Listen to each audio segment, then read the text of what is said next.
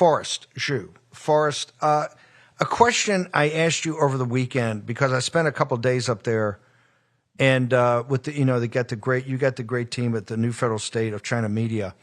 Is the black hand of the Chinese Communist Party partly in back of what we're seeing on the streets of New York right now in this whole Mandambi situation, sir? 100%. The previous guest mentioned about ideology and all the teachings in the school is all communist or socialism. What happens on the New York street is what really happening. If you think about what happens in Columbia University, which I graduated from, it's completely socialism, and all the students, Chinese Communist Party founded a lot of institutions in those universities.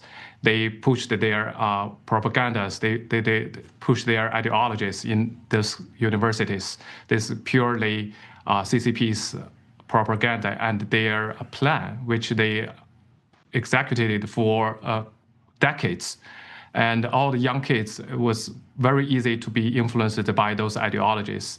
And also, don't forget, Chinese Communist Party organized all those trips, organized all the young students goes to China, asked them to see all the big cities. But what they really cannot see is what happens in Xinjiang and Tibet. All the inhuman activities happens in those areas, also the rural areas where more than 600 million people don't even have food and don't have only less than $1,000 income in those areas. Those are the situations in China where the foreign student cannot see when they goes to China, because the Chinese Communist Party controls media, controls all the travel plans for you, even the hotel you're living in. Those students won't know the truth. They won't know the fact. So, Forrest, Columbia is one of the biggest, as we've laid Jackie out in this thing. Columbia, Hunter College, they're the feeder groups for this. When you were sitting in the classrooms, understanding the evils of the CCP, I mean, how could you sit there? Were the young kids, the rest of them, being easily indoctrinated by the professors, sir? Yes, 100%. Because now the new generation lives on the social media. That's why we keep saying you and New Federal State of China keep telling people the media has more power than the nuclear weapon, because it's easily to manipulate and influence the young generations.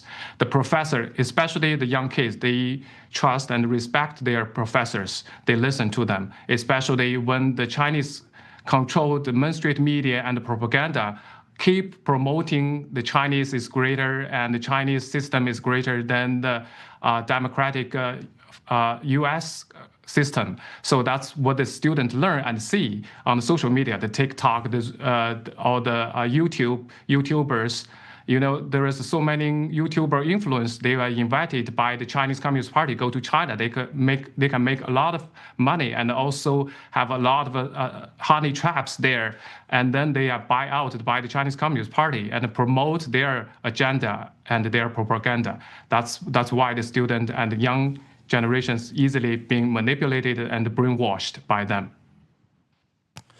You saw the fact that the Asians, particularly Chinese, were tending towards more MAGA and Trump, but in places like Chinatown and places like that have not integrated into American society, huge turnout for Mandambi. Do you see a direct involvement by the Chinese Communist Party in trying to assist this takeover of New York City, sir?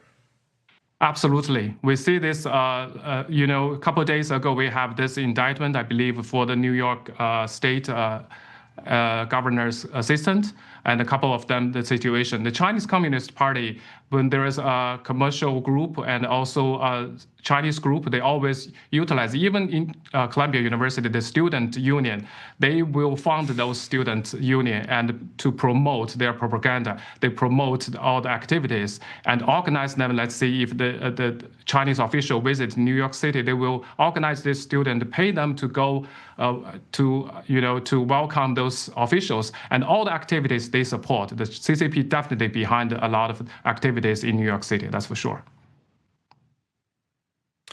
Forrest, last thing, I want to get to the economy of China. I'll do that in the next couple of days because I want to take more time to develop that with you. But there's a lot of rumors out there that Xi is ill. This is one of the reasons he's not going to Rio, that he's losing his grip. He's trying to take over the military. Just give me a couple of minutes. Is that essentially you feel like a fantasy right now that he's losing his grip? He has an illness. There's been a revolt in the People's Liberation Army, or that other factions are trying to overthrow him in the summer. They always go for the summer conference, that he'll be overthrown there. Is that, and I think that takes place starting in mid-July to August. Is that a fantasy right now, or do you think that's grounded in reality? That's definitely a fantasy. That's a disinformation and false information. And looking back over the years, the Chinese Communist Party has achieved absolute success in its global propaganda warfare, because they control the mainstream media, because they control all the media outsource, so they can feed them. They can whatever they want. They control. Like look at about the pandemic. They can control the media to cover up the virus origin. But when we talk about this news regarding whether it's Xi Jinping's health condition or whether he's not going to the summit, this is all disinformation, because they use this as a political warfare, which used for this their playbook that's used by Mao Zedong when he disappeared from the public eye and hiding for a while, and all the informations are disinformation, and then all of a sudden he reappears with a more dramatic political movement like a cultural revolution. This is what Xi Jinping is doing. Let me tell you that Xi Jinping right now is laser focused on three things. The number one thing is the Taiwan. He's preparing all the manpower and all the resources prepared for recovering the Taiwan, because he has this mindset, want to go down in the history as the man who finished the mission, which is the reunification. That number two, he's working on the September 3rd, the military parade, as you know. This is after the Iran attack. He wants to show the world that the Communist Party, PLA, still have muscle to compete against the Western country. That's number two he's working on. Number three, he's working with Putin to together to further weakening the U.S. dollar, which is this is the big play they are working on.